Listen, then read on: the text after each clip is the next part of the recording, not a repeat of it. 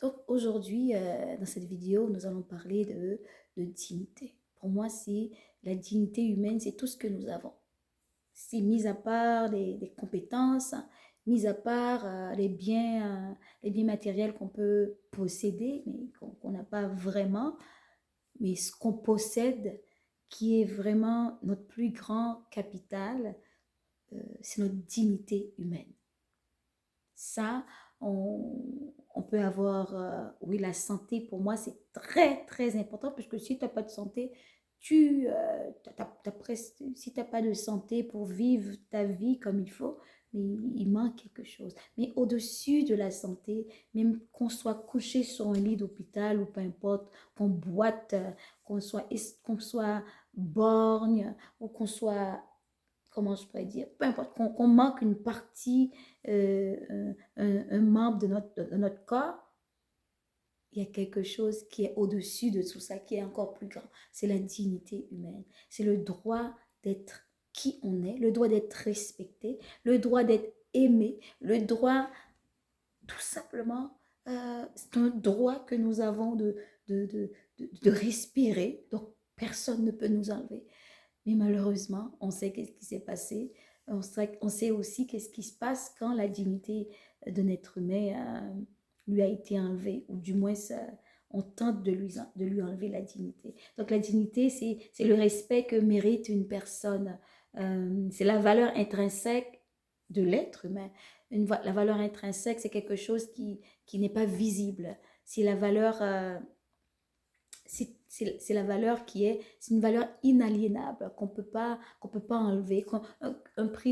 Même, comment, si on peut dire, un prisonnier peut être un prisonnier, c'est une condition que la personne vit parce que à cause de certains gestes commis, mais ça n'enlève pas la dignité de la personne. Elle n'est pas moindre qu'un autre, même que la société peut nous faire croire que cette personne pourrait être indigne, comme par exemple quand quelqu'un sort de prison, euh, cette personne peut-être peut avoir de la difficulté à se trouver, à se replacer dans la société, à trouver un emploi, à refaire sa vie.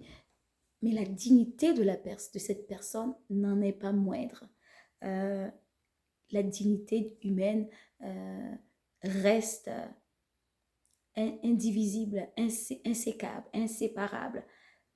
On est né avec cette dignité, on va partir avec cette dignité.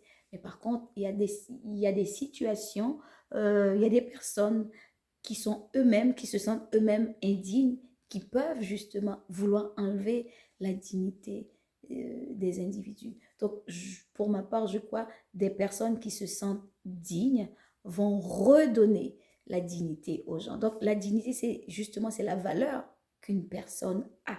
La valeur qu'une personne a ne change pas si elle tombe dans la boue. La valeur qu'une personne a ne change pas si elle a un bras cassé, un pied cassé ou peu importe. Donc, vous comprenez ce que je veux dire. Donc, c'est important de comprendre la dignité. Et la dignité, chaque être humain a besoin de travailler sur sa dignité. Euh, Par rapport à l'histoire du peuple haïtien. L'histoire du peuple haïtien, c'est une histoire de courage, une histoire de persévérance, une belle histoire, une histoire noble. J'ai cherché euh, depuis les premières civilisations, euh, les premières conquêtes, les premières batailles, pourquoi les êtres humains fondent et se battent, pourquoi des pays s'affrontent. Encore une fois, c'est toujours pour les mêmes histoires. C'est une ritournelle qui n'a pas changé. Euh, on pourrait même dire que c'est une sorte de vantardise. Si on va un petit peu dans la Bible, rien n'est nouveau sous le soleil. Tout, tout n'est que vanité.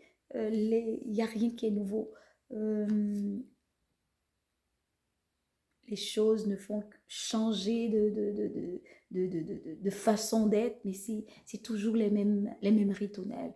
Les grandes puissances, ceux qui se disent des grandes puissances, ils s'affrontent pour plus de puissance, pour asseoir leur domination. Elles s'affrontent pour avoir des ressources euh, quand elles sont en manque de ressources, pétrole et autres, uranium, euh, toutes sortes de métaux précieux qui sont, euh,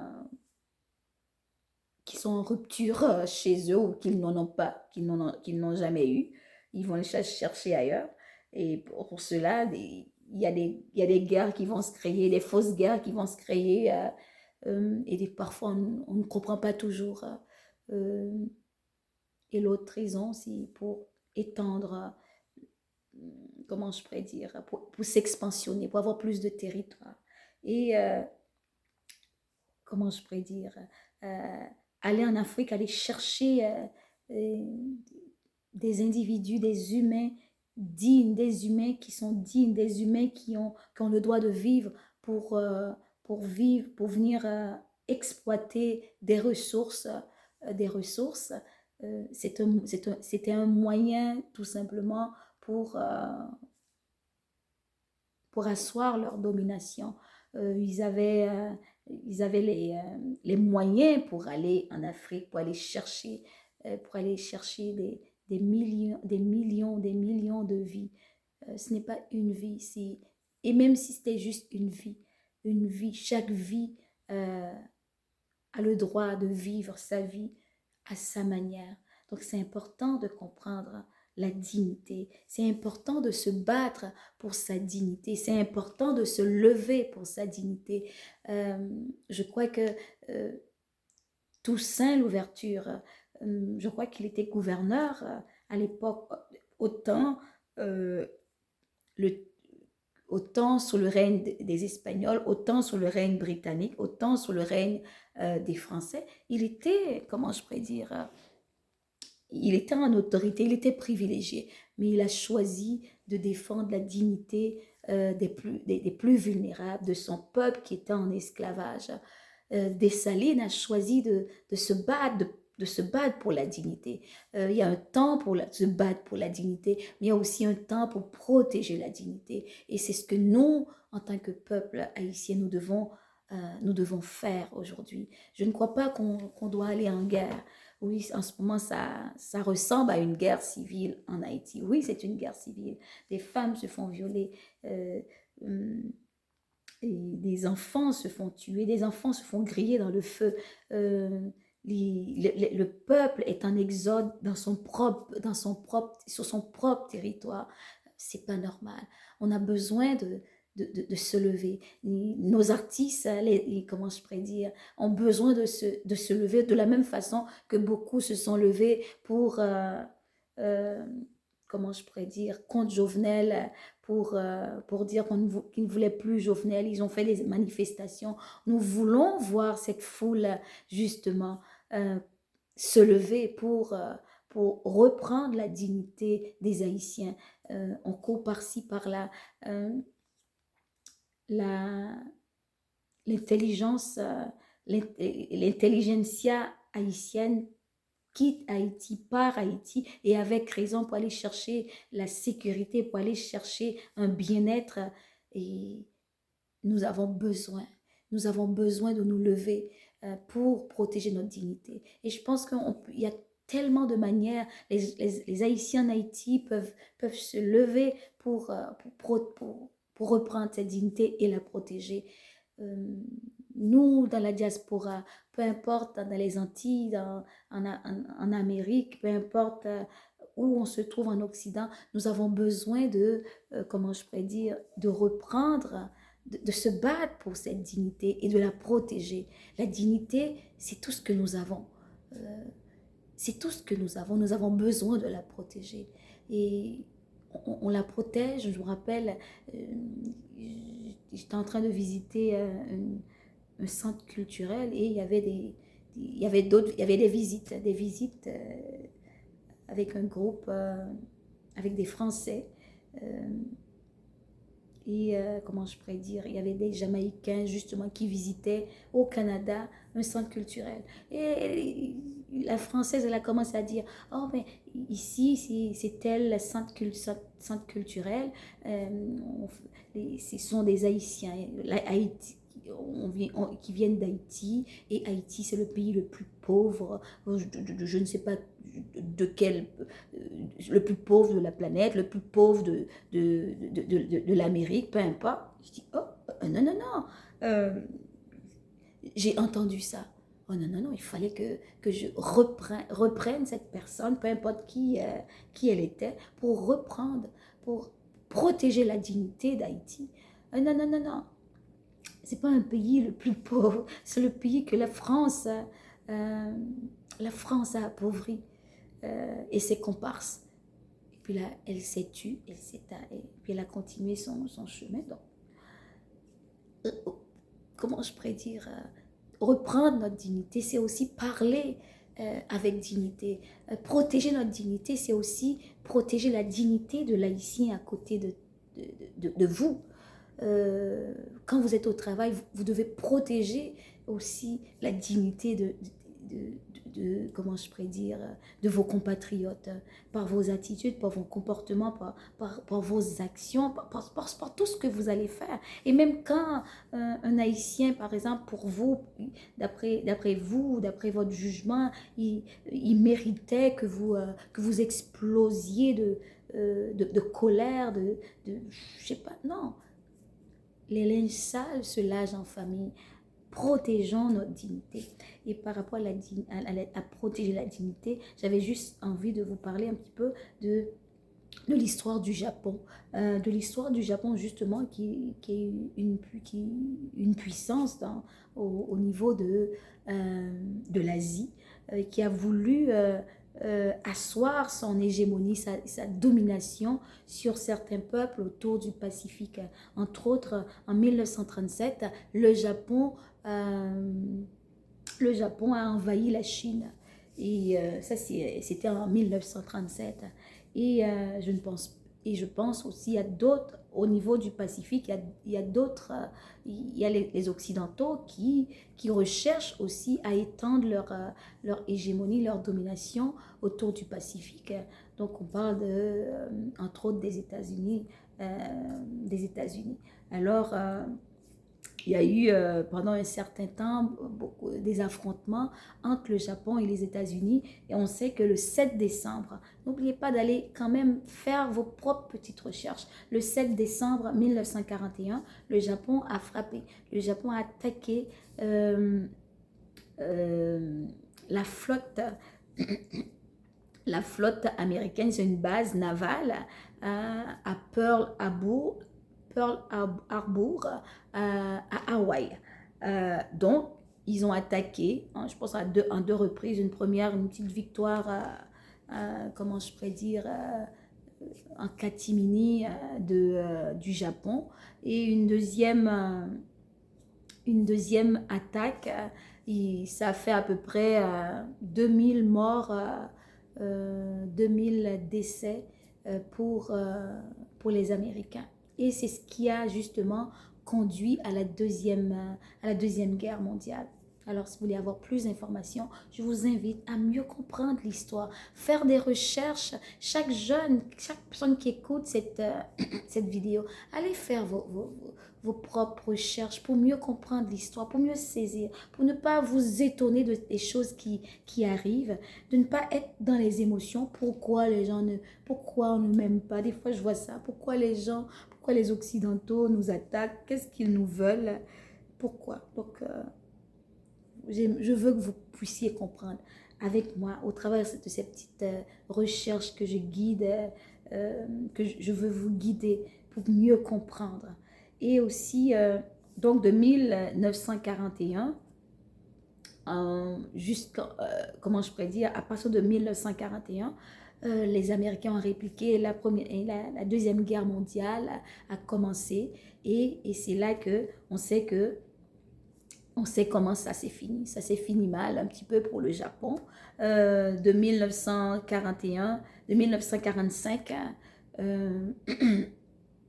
comment je pourrais dire, de 1945 à 1951, il y a eu occupation des États-Unis, comment je pourrais dire, les États-Unis ont occupé le Japon pendant 7 ans. Et pendant ces 7 ans, les États-Unis quand même ont pris soin, en tout cas, comment je pourrais dire, de protéger, pas de protéger, mais d'aider le Japon à se reconstruire. Mais ce qu'il faut aussi comprendre, avant ça, le 9 août 1945, quand justement comment je pourrais dire, pour mettre fin à la guerre, pour mettre fin à la guerre, pour être sûr de mettre fin à la guerre, que le Japon a bien compris la leçon, a bien appris la leçon. On sait que tout le monde le sait, si c'est un événement mondial, il y a la bombe, il y a la bombe atomique qui a explosé à Hiroshima et Nagasaki. Donc, je pense que avec cela, le Japon a eu sa leçon et s'il voulait vraiment se faire grande puissance par rapport aux États-Unis, on lui a cassé un petit peu, on lui a cassé les ailes, mais n'empêche que le Japon maintenant est devenu, si on peut dire comme ça, un peu ami des États-Unis, je pense que avec certaines réserves, dans le sens, quand je dis amis, puisque les États-Unis ont plus de 80 bases à peu près au Japon. Donc, qui dit base, donc dit un petit peu contrôle. Il n'est pas là sans raison. Donc, c'est important de comprendre l'histoire, de comprendre les stratégies les stratégies au niveau géopolitique, les stratégies des nations, pourquoi les gens agissent comme ça, pourquoi les peuples, pourquoi les autorités, les gouvernements agissent de telle façon par rapport à d'autres pays, pour que nous, en tant que peuple africain, venus de loin, nous avons abouti en Amérique. Est-ce que vous cherchez encore d'autres raisons à comprendre pourquoi on vous attaque, pourquoi vous êtes là? Et ça s'est terminé, lorsqu'on parle de 1951, ça s'est terminé toujours par un traité de paix de San Francisco. Donc j'imagine ça s'est passé à San Francisco. Et ce n'est que 70 ans à peu près, 71 ans après, sous le président de Barack Obama en 2016, qu'un premier président américain a visité Hiroshima. Donc c'est vraiment, j'avais envie de vous partager cela tout simplement, parce que souvent je vois les défilés, les commentaires des personnes. Pourquoi nous? On ne doit plus se poser cette question-là. Cette question va nous victimiser à plus qu'autre chose. Nous devons vraiment mieux réfléchir pour savoir comment on va faire pour reprendre notre dignité. Et je ne crois pas qu'on a besoin de faire la guerre, une guerre ensanglantée. On a besoin tout simplement de s'exprimer. On a besoin de quelqu'un qui connaît sa valeur, est capable de dire oui, est capable de dire non quand il le faut. Oui quand il le faut, non quand il le faut. Quelqu'un qui a de la dignité, qui connaît sa valeur, est capable de mettre ses pieds à terre pour ses convictions, pour ses valeurs profondes, pour ses valeurs intrinsèques. Quelqu'un qui a de la dignité est capable de se protéger, est capable d'assurer ses arrières, est capable de s'exprimer, de donner ses opinions, est capable de mettre des limites. Donc je le souhaite pour moi, je le souhaite pour chaque Haïtien, je le souhaite pour le peuple haïtien. On a besoin d'individus qui connaît sa dignité, qui connaît sa valeur, pour redonner justement de la valeur à la collectivité.